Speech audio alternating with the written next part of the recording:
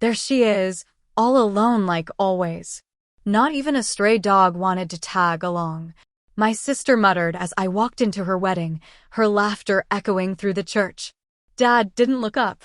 You're a disgrace. Try being more like your sister, he grumbled. I just smiled. Let's see who's still laughing once that screen lights up. They had no idea what was coming. I'm Lily, 33, marketing exec in Chicago. And yes, I showed up solo to my little sister Rose's wedding. I wore a burgundy gown that used to make me feel powerful. Today, it just reminded me of everything I wasn't. No husband, no kids, no applause.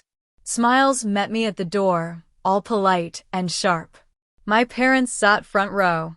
Dad buried in the program. Mom gave me that look. Sweet on the surface, sour underneath. At least she dressed appropriately, I imagined her thinking. My seat was way in the corner, stuck between my oversharing cousin who FaceTimed her dog and my uncle already reeking of whiskey. Sure, I considered bringing someone. Friend, coworker, even hiring a date. But I didn't want to pretend. I wanted to be enough on my own. Maybe that was naive. Lily, I'm so glad you came, Rose said behind me, glowing in lace and soft makeup. Of course. I wouldn't miss it.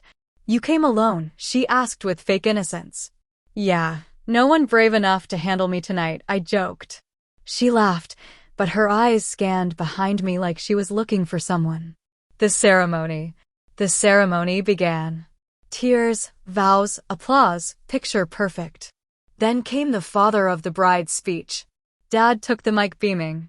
Rose is sweet, kind, loved by everyone. Then a pause and a glance my way.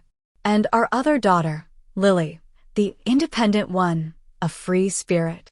We just hope someone will love her the way Edward loves Rose. The room chuckled. My chest burned, not from his words, but from everything he'd never said.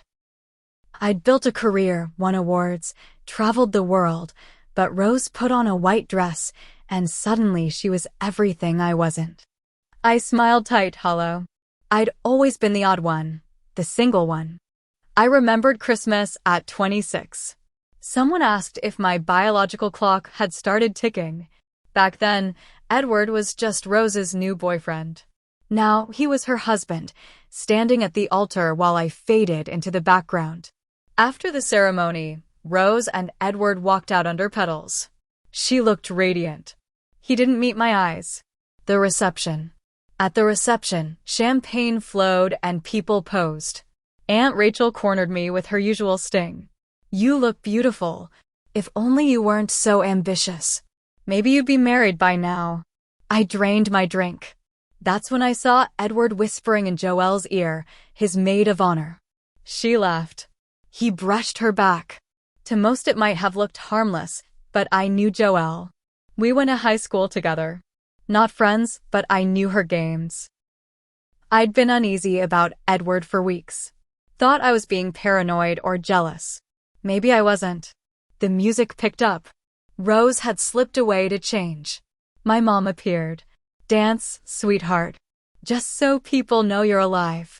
I walked away to the restroom. I stared at myself in the mirror. I wasn't jealous. I didn't want Rose's life.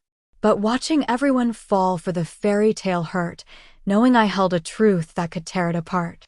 I pulled out my lipstick and made a decision.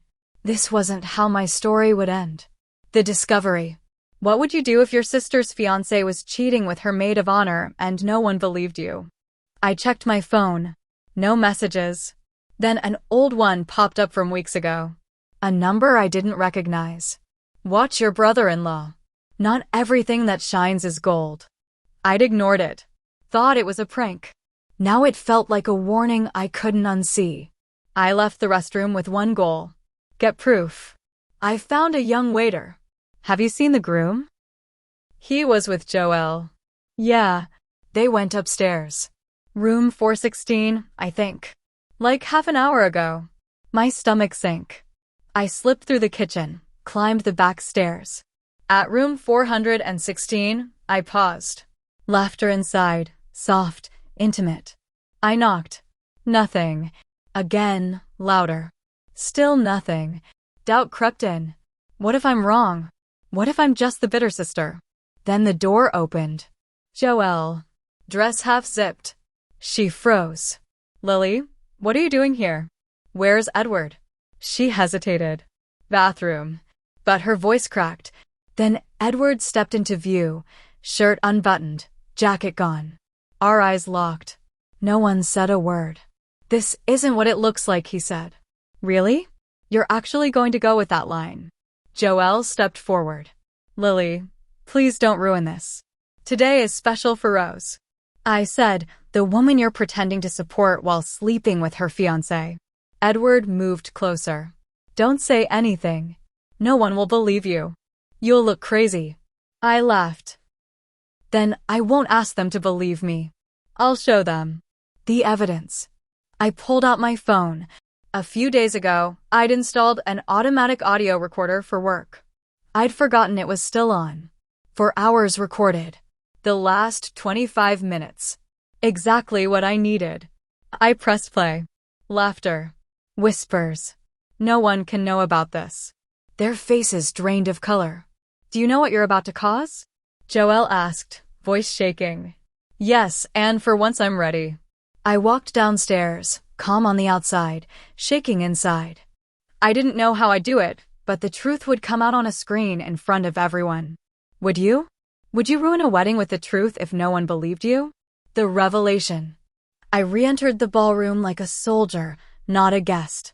Everything felt wrong. The music, the lights, the champagne. A celebration built on a lie. Rose was laughing, glowing. I hesitated. Should I let her keep her illusion? Then I saw Edward, tie fixed, smile smug, acting like nothing happened. Our eyes met. His said, "You won't dare."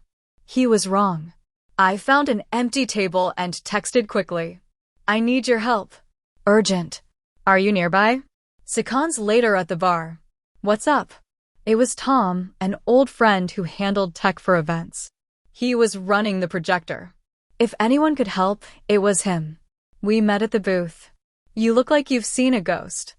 I need you to play an audio clip from my phone during the speeches. Just the audio. Can you do it? You sure? Absolutely. It's the truth. He studied me then nodded. Tell me when. I had a few minutes.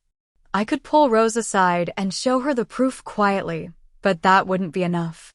After years of being dismissed, the bitter one, the troublemaker, I was done keeping the peace. My family worshipped appearances. Today, I was sinking the whole ship. In the back of the room, Grandma Carol sat alone, watching the dance floor with a distant sadness. You okay? I asked. She turned to me. I always knew you were different, Lily. Good different or bad different? Depends. Are you about to turn the world upside down? I paused. What makes you think that? Because it's the right thing to do. I took her hand. For the first time that night, I felt strong. The speech. The DJ cut the music. It's time for speeches. Anyone want to say something to the happy couple? My dad was already at the mic. More praise. More perfection. Another reminder that I didn't belong. Rose is light. Hope, the daughter every father dreams of. Applause, then a pause. I'd like to say something, I said. Silence. Tom looked at me from the booth. Waiting. Rose smiled, unaware. Of course, Lily. Come on. I walked up, hands shaking. I won't speak long. I just want to share something real, something I heard today. I gave Tom a nod. The music stopped. Lights dimmed. Then laughter echoed from the speakers. Edward, no one can find out. It's just a quick little thing. Joelle, poor Rose. Gasps rippled across the room. Rose froze. My parents were speechless. Edward jumped up. This is insane. That's taken out of context. What context justifies cheating on your bride the day of your wedding? I said steadily. Rose covered her face, mascara running. Guests whispered, filmed, or just stared. Edward stormed toward me. You're insane. You did this out of jealousy. You've always hated her because she has what you don't. Oh, really? And what exactly does she have? A fiancé who slept with her maid of honor before the cake was even cut. Joelle tried to slip away, but Rose's cousin blocked her path, phone in hand. Where are you going, maid of honor? You don't know what you've done, Joelle hissed before vanishing. The aftermath. I turned to Rose.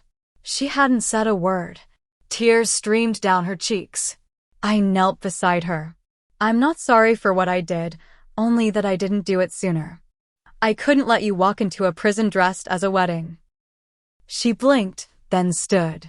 With shaking hands, she removed her veil and let it fall. She looked at Edward. Calm. Give me the ring.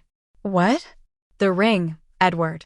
He hesitated, then handed it over. She stared at it for a moment before dropping it in her champagne glass with a soft plink. Congratulations, Lily, my mom snapped. You ruined your sister's wedding. No, Rose said. She saved me. Everything changed. My mom went quiet. Dad sat down, pale. Phones were still recording. Some guests clapped. Others just gawked. I walked toward the exit, head high. Before I reached the door, Andrew caught up. A quiet groomsman, a doctor who had mostly stayed in the background until now. What you did was brave, he said. It was necessary. Still, it was admirable. He handed me a card. If you ever need an ally, call me. I took it silently. Outside, the air was cold and honest. I breathed deep.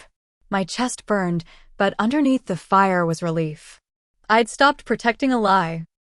But after the curtain falls, can a broken family rebuild? The day after. The next day was quieter than a funeral. My phone wouldn't stop buzzing. Calls, texts, notifications. But I ignored them all. I sat in my apartment, curtains drawn, cold coffee beside me, overwhelmed by anger, relief, and exhaustion. The scandal spread fast. Someone posted the audio. Another shared the moment Rose asked for her ring back. Hashtags like #WeddingGufftier and #BraveSister went viral. Some praised me. Some hated me. Most had no clue what really happened. Around 11 a.m., the doorbell rang. I almost didn't answer until I heard Lily. It's me, Rose. I opened the door. She stood there. No makeup, puffy eyes, borrowed sweatshirt, but she didn't look broken. She looked awake. Can I come in? I nodded. We sat like strangers who once shared a bedroom. Silence stretched until she spoke. I don't know what to say. You don't have to. No, I do. Thank you. I looked at her, surprised. Not everyone would have had the guts. I didn't. She took a breath. You know what hurt the most? Not the betrayal. Realizing part of me already knew, but I pretended because it was easier than facing the truth. She looked down. My whole life I thought my worth came from being loved, from being chosen. I got lost in that. You didn't. You pulled off the blindfold, even if it meant everything fell apart. We sat quietly. Then she laughed. A real laugh. Did you know Mom called Grandma and said you ruined the family? I shook my head. Doesn't surprise me. The best part, she grinned. Grandma told her, no, sweetie. The family ruined itself. Lily just showed us the wreckage. I left too. Dad's furious. Says you turned the whole thing into an emotional protest. Says you'll end up alone. Better alone than surrounded by liars. Exactly. We clinked our cold coffee mugs. Before she left, she handed me an envelope. Don't open it until tonight. Trust me. That night I did. Inside was a photo of us as kids dressed as superheroes. On the back, in her handwriting, thanks for saving me like you always did. I just needed to remember. I cried, not from sadness, but for everything we'd buried, and maybe for what we still had time to rebuild. Reconciliation. A week later, Mom showed up. The last time I'd seen her, her eyes were blazing. Now she just looked tired. She stepped inside, scanning me like she wasn't sure who I was anymore. I had to see you, she said. I don't agree with what you did, but I don't agree with what happened either. You think it was easy for me? No. And it wasn't easy for me to accept either. She hesitated. You're not Rose. You never were. But that doesn't make you less. What you did was braver than any wedding. Her words didn't fix everything, but they cracked a door open. Later that week, I got a text from Andrew.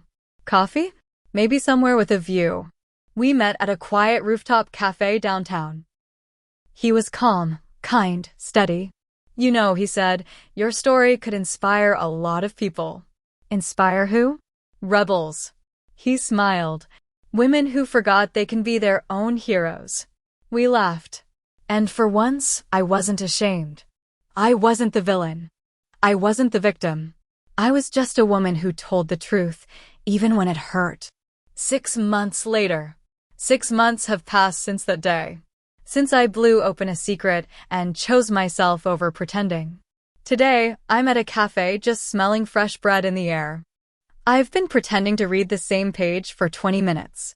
He said 5. Andrew, the thoughtful groomsman, the quiet doctor, the one who stayed when everything exploded. Since that first coffee, we've swapped playlists and late-night thoughts. Nothing rushed, but today's different. Today is a date. I glance out the window and there he is.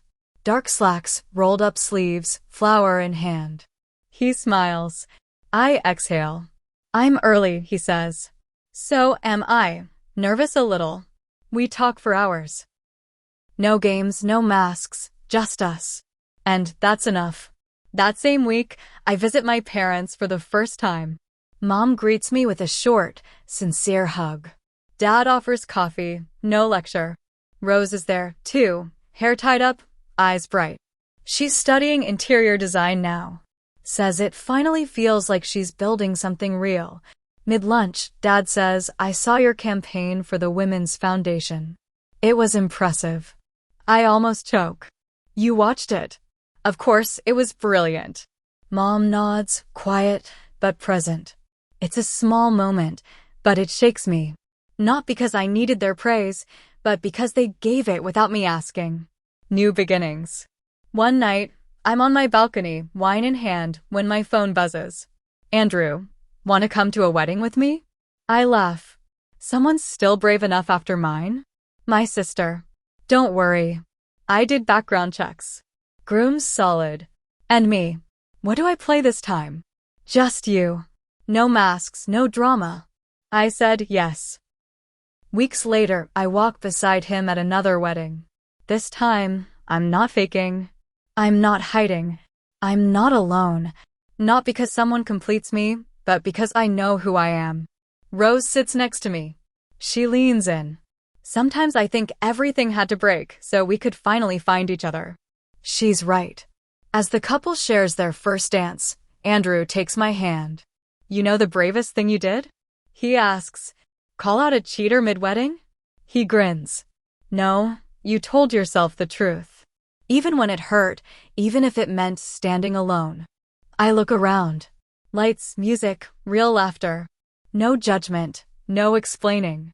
I used to be the scandal, the angry single woman, the one who never fit. Now, I'm the one who rewrote the story, who tore up the script. Because the best revenge isn't chaos. It's blooming right where no one thought you could.